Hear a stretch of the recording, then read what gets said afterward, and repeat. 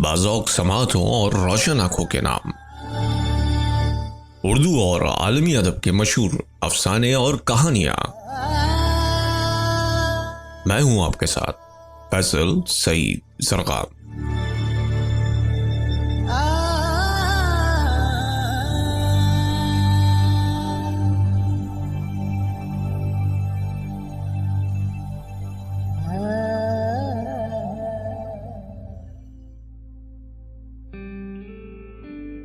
अफसाना लाजवंती। अफसाना निगार राजेंद्र सिंह बैदी। हथलाइयां कुमलानी लाजुंती दे बूटे। ये छुई मुई के पौधे हैं री, हाथ भी लगाओगे तो कुम्हला जाते हैं। एक पंजाबी गीत। बंटवारा हुआ और बेशुमार जख्मी लोगों ने उठकर अपने बदन पर से खून पोंछ डाला और फिर सब मिलकर उनकी तरफ मुतवज्जा हो गए जिनके बदन सही और सालिम थे, लेकिन दिल जख्मी। गली गली महल्ले महल्ले फिर बसाओ कमेटियां बन गई थीं और शुरू में बड़ी तंदही के साथ कारोबार में बसाओ, जमीन पर बसाओ और घरों में बसाओ प्रोग्राम शुरू कर दिया गया था। लेकिन एक प्रोग्राम ऐसा था जिसकी तरफ किसी ने तवज्जा न दी थी। वो प्रोग्राम मगविया औरतों के सिलसिले में था, जिनका स्लोगन था दिल में बसाओ। और उस प्रोग्राम की नारायण बाबा के मंदिर और उसके आसपास बसने वाले कदामत पसंद तबके की तरफ से बड़ी मुखालफत हुई थी। इस प्रोग्राम को हरकत में लाने के लिए मंदिर के पास मोहल्ले मुल्ला शकूर में एक कमेटी कायम हो गई और 11 वोटों की अक्सरियत से सुंदर लाल बाबू को उसका सेक्रेटरी चुन लिया गया। वकील साहब सदर, चौकी कलां का बूढ़ा मुहर्रिर और महल्ले के दूसरे मोतबर लोगों का ख्याल था कि सुंदर लाल से ज्यादा जांफशानी के साथ इस काम को कोई और न कर सकेगा।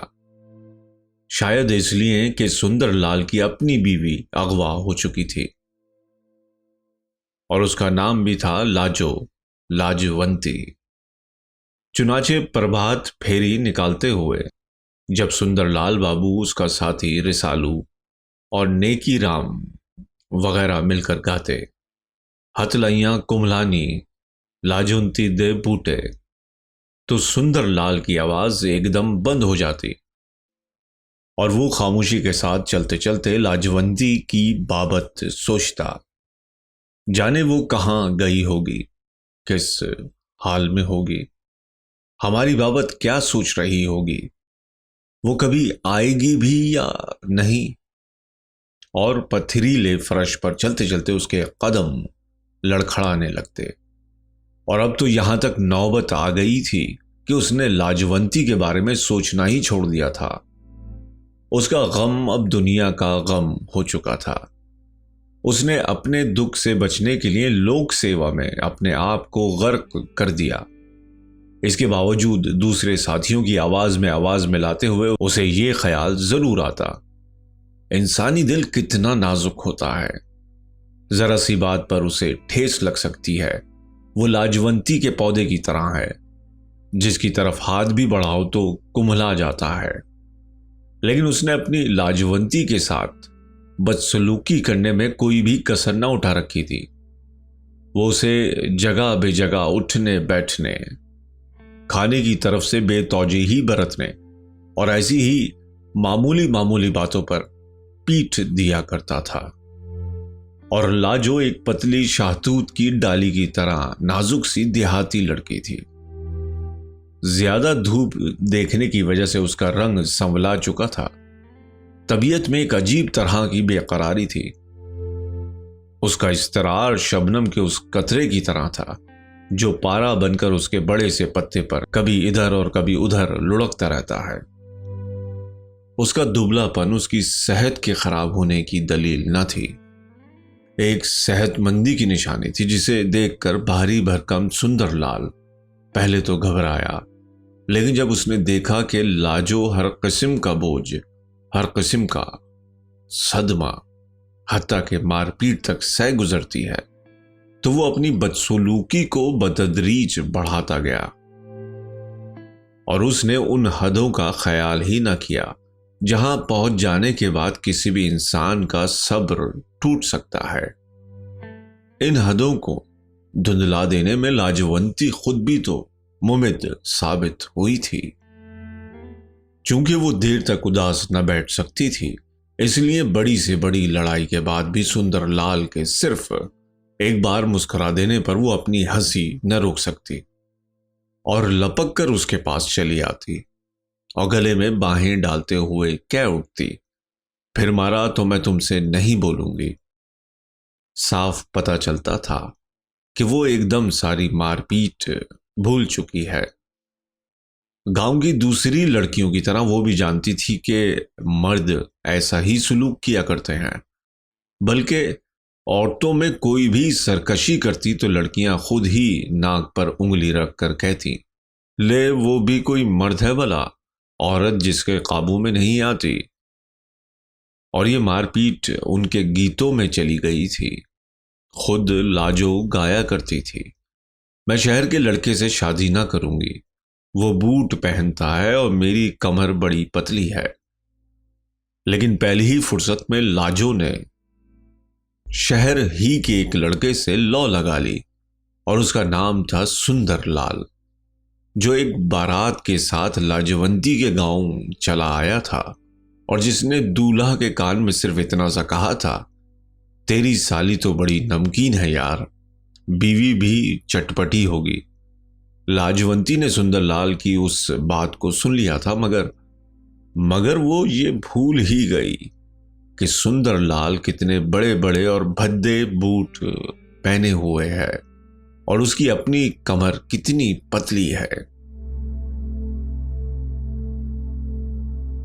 और प्रभात फेरी के समय ऐसी ही बातें सुंदरलाल को याद आईं और वो यही सोचता कि एक बार, सिर्फ एक बार लाजो मिल जाए तो मैं उसे सचमुच ही दिल में बसा लूं और लोगों को बता दूं, इन बेचारी औरतों के अगवा हो जाने में इनका कोई कसूर नहीं। फसादियों की हाविसनाकियों का शिकार हो जाने में इनकी कोई गलती नहीं। वो समाज जो इन मासूम और बेकसूर औरतों को कबूल नहीं करता, इन्हें अपना नहीं लेता, एक गला सड़ा समाज है और इसे खत्म कर देना चाहिए।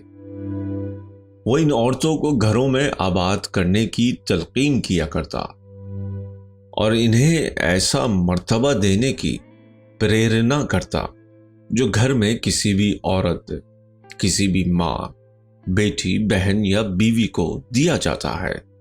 फिर वो कहता, इन्हें इशारे और कनाई से भी ऐसी बातों की याद नहीं दिलानी चाहिए जो इनके साथ हुई, क्योंकि इनके दिल जख्मी हैं, वो नाजुक हैं, छुई मुई की तरह, हाथ भी लगाओगे तो कुमला जाएंगी। गोया दिल में बसाओ प्रोग्राम को अमली जामा पहनाने के लिए महल्ला मुल्ला शकूर की इस कमेटी ने कई प्रभात फेरियां निकाली। सुबह 4 बजे का वक्त इनके लिए मौजूद तरीन वक्त होता। न लोगों का शोर, न ट्रैफिक की उलझन, रात भर चौकीदारी करने वाले कुत्ते तक बुझे हुए तनूरों में सर देकर पड़े होते थे।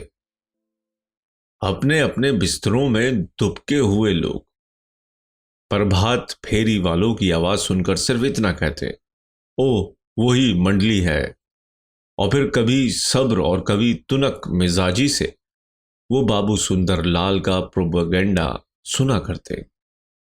वो औरतें जो बड़ी महफूज इस पार पहुंच गई थीं, गोभी के फूलों की तरह फैली पड़ी रहती और इनके खावंद इनके पहलू में डंठलों की तरह अकड़े पड़े पड़े प्रभात फेरी के शोर पर एहतजाज करते हुए मुंह में कुछ मिनमिनाते चले जाते, या कहीं कोई बच्चा थोड़ी देर के लिए आंखें खोलता और दिल में बसाओ के फरियादी और इन दोहगी प्रोपेगेंडे को सिर्फ एक गाना समझकर फिर सो जाता।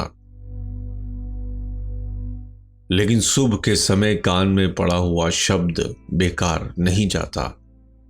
वो सारा दिन एक तकरार के साथ दिमाग में चक्कर लगाता रहता है और बाज वक्त तो इंसान इसके मायने को भी नहीं समझता, पर गुनगुनाता चला जाता है। इसी आवाज के घर कर जाने की बदौलत ही था कि इन्हीं दिनों जबकि मिस मिर्दौला सारा भाई हिंद और पाकिस्तान के दरमियान अगवाशुदा औरतें तबादले में लाईं, तो महल्ला मुल्ला शकूर के कुछ आदमी इन्हें फिर से बसाने के लिए तैयार हो गए। इनके वारिस शहर से बाहर चौकी कलां पर इन्हें मिलने के लिए गए। मगविया औरतें और उनके लवाहिकीन कुछ देर एक दूसरे को देखते रहे और फिर सर झुकाए अपने अपने बर्बाद घरों को फिर से आबाद करने के काम पर चल दिए।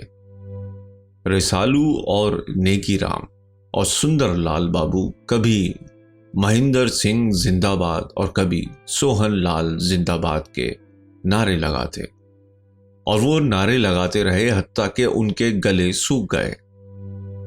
लेकिन मगविया औरतों में ऐसी भी थीं जिनके शौहरों, जिनके माँ बाप, बहन और भाइयों ने उन्हें पहचानने से इनकार कर दिया था। आखिर वो मर क्यों न गईं? अपनी इफ्फत और इस्मत को बचाने के लिए उन्होंने जहर क्यों न खा लिया? कुएं में छलांग क्यों न लगा दी? वो बुज़दिल थीं जो इस तरह जिंदगी से चिमटी हुई थीं। सैकड़ों हजारों औरतों ने अपनी इस्मत लुट जाने से पहले अपनी जान दे दी, लेकिन इन्हें क्या पता कि वो जिंदा रहकर किस बहादुरी से काम ले रही हैं, कैसी पथराई हुई आंखों से मौत को घूर रही हैं। ऐसी दुनिया जहां उनके शौहर तक उन्हें नहीं पहचानते, फिर उनमें से कोई जी ही जी में अपना नाम दोहराती, सुहागवंती, सुहाग वाली, और अपने भाई को उस जम्मे गफीर में देखकर आखिरी बार इतना कहती, तू भी मुझे नहीं पहचानता बिहारी, मैंने तुझे गोदी खिलाया था रे। और बिहारी चिल्ला देना चाहता। फिर वो माँ बाप की तरफ देखता और माँ बाप अपने जिगर पर हाथ रख के नारायण बाबा की तरफ देखते और निहायत बेबसी के आलम में नारायण बाबा आसमान की तरफ देखता, जो दरअसल कोई हकीकत नहीं रखता और जो सिर्फ हमारी नजर का धोखा है, जो सिर्फ एक हद है जिसके पार हमारी निगाहें काम नहीं करती।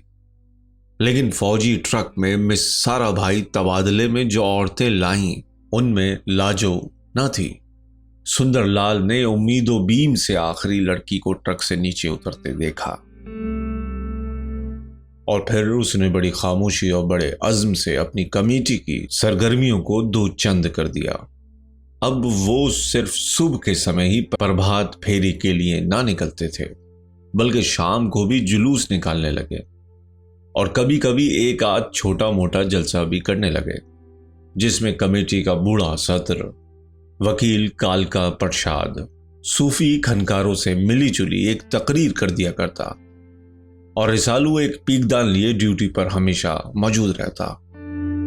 लाउड स्पीकर से अजीब तरह की आवाजें आती।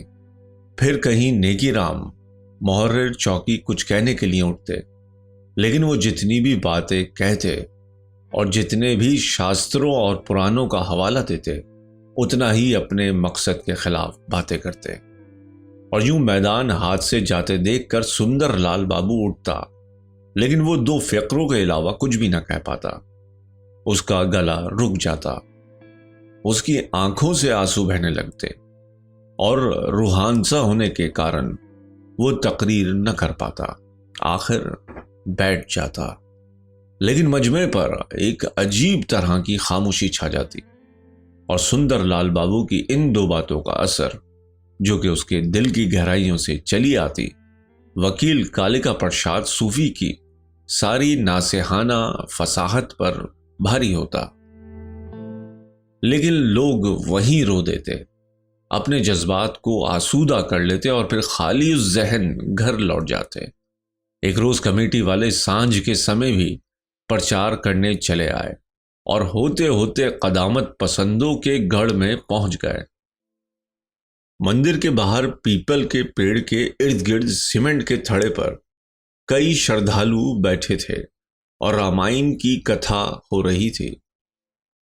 नारायण बाबा रामायण का वो हिस्सा सुना रहे थे जहां एक धोबी ने अपनी धोबन को घर से निकाल दिया था और उससे कह दिया, मैं राजा रामचंद्र नहीं जो इतने साल रावण के साथ रह आने पर भी सीता को बसा लेगा। और रामचंद्र जी ने महासतवंती सीता को घर से निकाल दिया, ऐसी हालत में जबकि वो गर्भवती थी। क्या इससे भी बढ़कर रामराज का कोई सबूत मिल सकता है? नारायण बाबा ने कहा, यह है राम राज्य जिसमें एक धोबी की बात को भी इतनी ही कद्र की निगाह से देखा जाता है। कमेटी का जुलूस मंदिर के पास रुक चुका था और लोग रामायण की कथा और श्लोक का वर्णन सुनने के लिए ठहर चुके थे। सुंदरलाल आखिरी फिक्रे सुनते हुए कह उठा, हमें ऐसा राम राज्य नहीं चाहिए बाबा। चुप रहो जी, तुम कौन होते हो? खामोश। मजमे से आवाजें आईं और सुंदरलाल ने बढ़कर कहा, मुझे बोलने से कोई नहीं रोक सकता। फिर मिली जुली आवाजें आईं, खामोश, हम नहीं बोलने देंगे।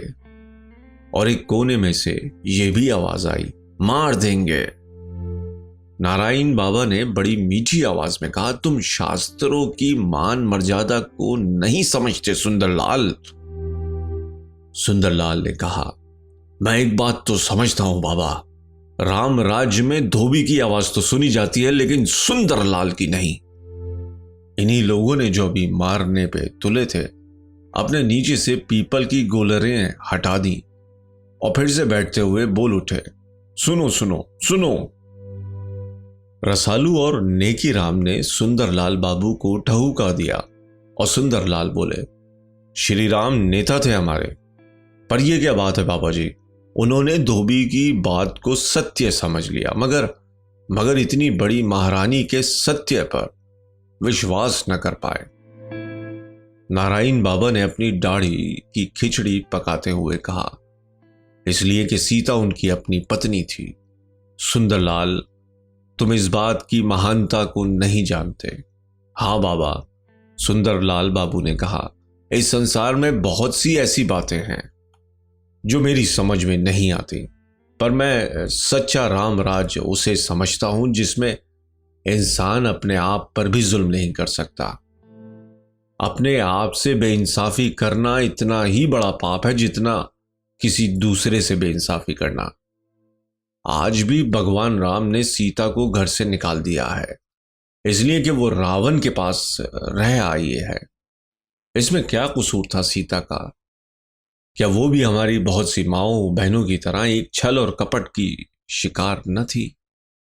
इसमें सीता के सत्य और असत्य की बात है या राक्षस रावण के वहशीपन की, जिसके 10 सर इंसान के थे लेकिन एक और सबसे बड़ा सर गधे का। आज हमारी सीता निर्दोष घर से निकाल दी गई है। सीता लाजवंती। और सुंदरलाल बाबू ने रोना शुरू कर दिया। रसालू और नेकी राम ने तमाम वो सुर्ख झंडे उठा लिए जिन पर आज ही स्कूल के छोकरों ने बड़ी सफाई से नारे काट कर चुकाए थे, और फिर वो सब सुंदरलाल बाबू जिंदाबाद के नारे लगाते हुए चल दिए। जुलूस में एक ने कहा, महासत्य सीता जिंदाबाद। एक तरफ से आवाज आई, श्री रामचंद्र। और फिर बहुत सी आवाजें आईं, खामोश खामोश। और नारायण बाबा की महीनों की कथा अकारत चली गई। बहुत से लोग जुलूस में शामिल हो गए, जिसके आगे आगे वकील कालिका प्रसाद, हुक्म सिंह, मुहर्रिर चौकी कलां जा रहे थे, अपनी बूढ़ी छड़ियों को जमीन पर मारते और एक फातिहाना सी आवाज पैदा करते हुए। और इनके दरमियान कहीं सुंदरलाल जा रहा था। उसकी आंखों से अभी तक आंसू बह रहे थे। आज उसके दिल को बुरी तरह ठेस लगी थी और लोग बड़े जोश के साथ एक दूसरे के साथ मिलकर गा रहे थे। हथलैया कुमलानी लाजवंती दे बूटे। अभी गीत की आवाज लोगों के कानों में गूंज रही थी। अभी सुबह भी नहीं हो पाई थी और महल्ला मुल्ला शकूर के मकान 414 की विधवा अभी तक अपने बिस्तर में कर्बनाक अंगड़ाइयां ले रही थी कि सुंदर लाल का गिराई लालचंद, जिसे अपना असर व रसूख इस्तेमाल करके सुंदर लाल और खलीफा कालिका बरसात ने राशन डिपो ले दिया था, दौड़ा दौड़ा आया और अपने गाढ़े की चादर से हाथ फैलाए हुए बोला, बधाई हो सुंदरलाल। सुंदरलाल ने मीठा गुड़ चिलम में रखते हुए कहा, किस बात की बधाई लालचंद? मैंने लाजो भाभी को देखा है। सुंदरलाल के हाथ से चिलम गिर गई और मीठा तंबाकू फर्श पर गिर गया। कहां देखा है? उसने लालचंद को कंधों से पकड़ते हुए पूछा और जल्द जवाब न पाने पर झंझोड़ दिया, वागा की सरहद पर। सुंदरलाल ने लालचंद को छोड़ दिया और इतना सा बोला, कोई और होगी। लालचंद ने यकीन दिलाते हुए कहा, नहीं भैया, वो लाजो ही थी, लाजो। तुम उसे पहचानते भी हो? सुंदरलाल ने फिर से मीठे तंबाकू को फर्श पर से उठाते और हथेली पर मसलते हुए पूछा, और ऐसा करते हुए उसने रसालू की चिलम हुक्के पर से उठा ली और बोला, भला क्या पहचान है उसकी?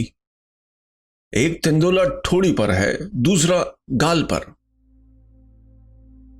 हाँ हाँ हाँ, और सुंदरलाल ने खुद ही कह दिया, तीसरा माथे पर। वो नहीं चाहता था अब कोई खदशा रह जाए और एकदम उसे लाजवंती के जाने पहचाने जिस्म के सारे तेंदुले याद आ गए जो उसने बचपने में अपने जिस्म पर बनवा लिए थे, जो उन हल्के हल्के सब्ज दानों की मानंद थे जो छुई मुई के पौधे के बदन पर होते हैं और जिसकी तरफ इशारा करते हैं वो कुम्हलाने लगता है। बिल्कुल इसी तरह इन तेंदुलों की तरफ उंगली करते ही लाजवंती शर्मा जाती थी और गुम हो जाती थी, अपने आप में सिमट जाती थी, गोया उसके सब राज किसी को मालूम हो गए हों और किसी नामालूम खजाने के लुट जाने से वो मुफलिस हो गई हो। सुंदरलाल का सारा जिस्म एक अनजाने खौफ, एक अनजानी मोहब्बत और उसकी मुकद्दस आग में फूंकने लगा।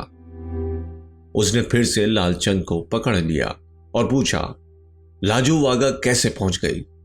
लालचंद ने कहा, हिंद और पाकिस्तान में औरतों का तबादला हो रहा था ना। फिर क्या हुआ? सुंदरलाल ने उकड़ू बैठते हुए कहा, क्या हुआ फिर? रिसालू भी अपनी चारपाई पर उठ बैठा और तंबाकू नोशों की मखसूस खांसी खांसते हुए बोला, सचमुच आ गई है लजवंती भाभी। लालचंद ने अपनी बात जारी रखते हुए कहा, वागा पर 16 औरतें पाकिस्तान ने दे दी और उसके एवज 16 औरतें ले ली, लेकिन एक झगड़ा खड़ा हो गया। हमारे वॉलंटियर एतराज कर रहे थे कि तुमने जो औरतें दी हैं उनमें अधेड़, बूढ़ी और बेकार औरतें ज्यादा हैं। इस तनाजे पर लोग जमा हो गए और उधर के वॉलंटियरों ने लाजो भाभी को दिखाते हुए कहा, तुम इसे बूढ़ी कहते हो? देखो देखो, जितनी औरतें तुमने दी हैं उनमें से एक भी बराबरी करती है इसकी। और हां, लाजो भाभी सबकी नजरों के सामने अपने तेंदुले छुपा रही थी। फिर झगड़ा बढ़ गया। दोनों ने अपना अपना माल वापस ले लेने की ठान ली। मैंने शोर मचाया, लाजो लाजो भाभी, मगर हमारी फौज के सिपाहियों ने हमें ही मार मार के भगा दिया और लालचंद अपनी कोहनी दिखाने लगा जहां उसे लाठी पड़ी थी। रसालू और नेकीराम चुपचाप बैठे रहे और सुंदरलाल कहीं दूर देखने लगा, शायद सोचने लगा, लाजो आई भी पर ना आई। और सुंदरलाल की शक्ल ही से जान पड़ता था जैसे वो बीकानेर का सहरा फांद कर आया है और अब कहीं दरख्त की छांव में जुबान निकाले हाँप रहा है। मुंह से इतना भी नहीं निकलता पानी दे दो। उसे यूं महसूस हुआ बंटवारे से पहले और बंटवारे के बाद का तशद्दुद अभी तक कार्य फरमा है। सिर्फ उसकी शक्ल बदल गई है। अब लोगों में पहले से दरीक भी नहीं रहा। किसी से पूछो, सांभर वाला में लहना सिंह रहा करता था और इसकी भाभी नीतू, तो वो झट से कहता मर गए, और इसके बाद मौत और उसके मफहूम से बिल्कुल बेखबर, बिल्कुल आरी आगे चला जाता। इससे भी एक कदम आगे बढ़कर बड़े ठंडे दिल से ताजिर इंसानी माल, इंसानी गोश्त और पोस्त की तिजारत और उसका तबादला करने लगे। मवेशी खरीदने वाले किसी भैंस या गाय का जबड़ा हटाकर दांतों से उसकी उम्र का अंदाजा करते थे। अब वो जवान औरतों के रूप, उसके निखार, उसके अजीज तरीन राजों, उसके तेंदुलों की शाराए आम में नुमाइश करने लगे।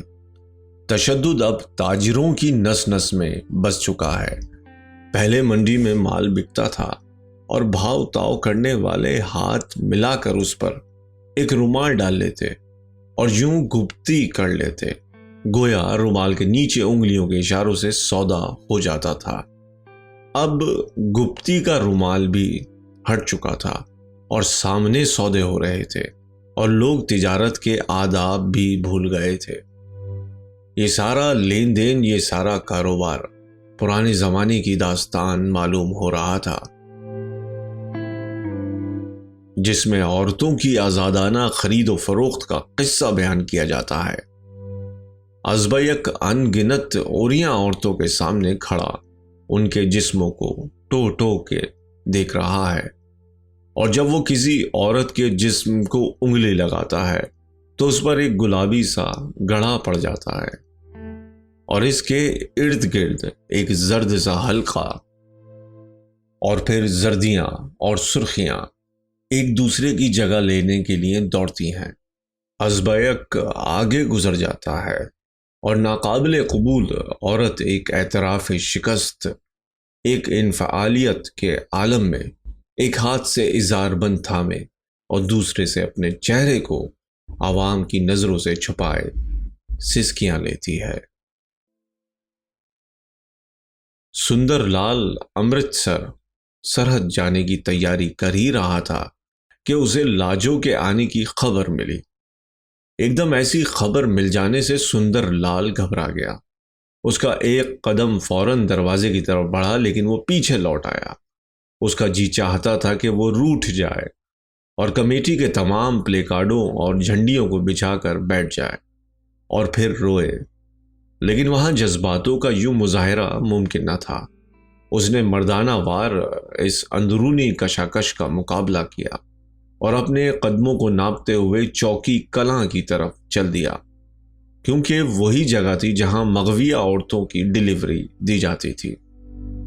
अब लाजो सामने खड़ी थी और एक खौफ के जज्बे से कांप रही थी। वही सुंदरलाल को जानती थी, इसके सिवाय कोई न जानता था। वो पहले ही उसके साथ ऐसा सलूक करता था, और अब जबकि वो एक गैर मर्द के साथ जिंदगी के दिन बिताकर आई थी, न जाने क्या करेगा। सुंदरलाल ने लाजो की तरफ देखा। वो खालिस इस्लामी तर्ज का लाल दुपट्टा ओढ़े थी और बाएं बुकल मारे हुई थी। महज आदतन दूसरी औरतों में घुल मिल जाने और बिलाखिर अपने सयाद के दाम से भाग जाने की आसानी थी, और वो सुंदरलाल के बारे में इतना ज्यादा सोच रही थी कि उसे कपड़े बदलने या दुपट्टा ठीक से ओढ़ने का भी ख्याल न रहा। वो हिंदू और मुसलमान की तहजीब के बुनियादी फर्क, दाएं बुक्कल और बाएं बुक्कल में इम्तियाज करने से कासिर रही थी। अब वो सुंदरलाल के सामने खड़ी थी और कांप रही थी, एक उम्मीद और एक डर के जज्बे के साथ। सुंदरलाल को धचका सा लगा। उसने देखा लाजवंती का रंग कुछ निखर गया था और वो पहले की बनिस्बत कुछ तंदुरुस्त सी नजर आती थी। नहीं, वो मोटी हो गई थी। सुंदर लाल ने जो कुछ लाजो के बारे में सोच रखा था वो सब गलत था। वो समझता था गम में घुल जाने के बाद लाजवंती बिल्कुल मरियल हो चुकी होगी और आवाज उसके मुंह से निकाले ना निकलती होगी। इस ख्याल से कि वो पाकिस्तान में बड़ी खुश रही है उसे बड़ा सदमा हुआ, लेकिन वो चुप रहा क्योंकि उसने चुप रहने की कसम खा रखी थी। अगरचे वो ना जान पाया कि इतनी खुश थी तो फिर चली क्यों आई। उसने सोचा शायद हिंद सरकार के दबाव की वजह से उसे अपनी मर्जी के खिलाफ यहां आना पड़ा। लेकिन एक चीज वो ना समझ सका कि लाजवंती का संवलाया हुआ चेहरा जर्दी लिए हुए था और महज गम से उसके बदन के गोश्त ने हड्डियों को छोड़ दिया था। वो गम की कसरत से मोटी हो गई थी और सेहतमंद नजर आती थी, लेकिन ये ऐसी सेहतमंदी थी जिसमें 2 कदम चलने पर आदमी का सांस फूल जाता है। मगविया के चेहरे पर पहली निगाह डालने का तासुर कुछ अजीब सा हुआ, लेकिन उसने सब ख्यालात का एक अज़बाती मर्दानगी से मुकाबला किया। और भी बहुत से लोग मौजूद थे। किसी ने कहा, हम नहीं लेते मुसलमान की झूठी औरत।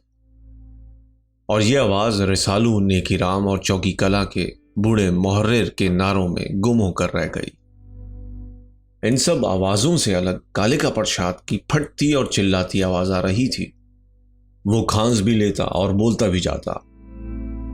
वो इस नई हकीकत, इस नई शुद्धि का शिद्दत से कायल हो चुका था। यूं मालूम होता था आज उसने कोई नया वेद, कोई नया प्राण और शास्त्र पढ़ लिया है और अपने इस हुसूल में दूसरों को भी हिस्सादार बनाना चाहता है। इन सब लोगों और इनकी आवाजों में घिरे हुए लाजो और सुंदरलाल अपने डेरे को जा रहे थे और ऐसा जान पड़ता था जैसे हजारों साल पहले के रामचंद्र और सीता किसी बहुत लंबे अखलाकी बनवास के बाद अयोध्या लौट रहे हैं। एक तरफ तो लोग खुशी के इजहार में दीप माला कर रहे हैं और दूसरी तरफ उन्हें इतनी लंबी अजियत दिए जाने पर ताज्जुब भी। लाजवंती के चले आने पर भी सुंदरलाल बाबू ने उसी शद्दोमत से दिल में बसाओ प्रोग्राम को जारी रखा। उसने कौल और फेल दोनों एतबार से उसे निभा दिया था और वो लोग जिन्हें सुंदरलाल की बातों में खाली खुली जज्बातियत नजर आती थी, कायल होना शुरू हुए। अक्सर लोगों के दिल में खुशी थी और बेशतर के दिल में अफसोस। मकान 414 की बेवा के अलावा महल्ला शकूर की बहुत सी औरतें सुंदरलाल बाबू सोशल वर्कर के घर आने से घबराती थी, लेकिन सुंदरलाल को किसी की एतना या बेएतनाई की परवाह न थी। उसके दिल की रानी आ चुकी थी और उसके दिल का खला पट चुका था।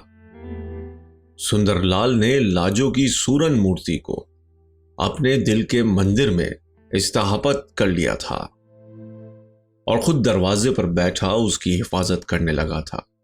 लाजो जो पहले खौफ से सहमी रहती थी, सुंदरलाल के गैर मुतवक्का नर्म सलूक को देखकर आहिस्ता आहिस्ता खुलने लगी। सुंदरलाल लाजवंती को अब लाजो के नाम से नहीं पुकारता था, वो उसे कहता था देवी। और लाजो एक अनजानी खुशी से पागल हुई जाती थी। वो कितना चाहती थी कि सुंदरलाल को अपनी वारदात कह सुनाए और सुनाते सुनाते इस कद्र रोए कि उसके सब गुनाह धुल जाएं। लेकिन सुंदरलाल लाजो की वो बातें सुनने से गुरेज करता और लाजो अपने खुल जाने में भी एक तरह सिमटी रहती। अलबत्ता जब सुंदरलाल सो जाता तो उसे देखा करती और अपनी चोरी में पकड़ी जाती।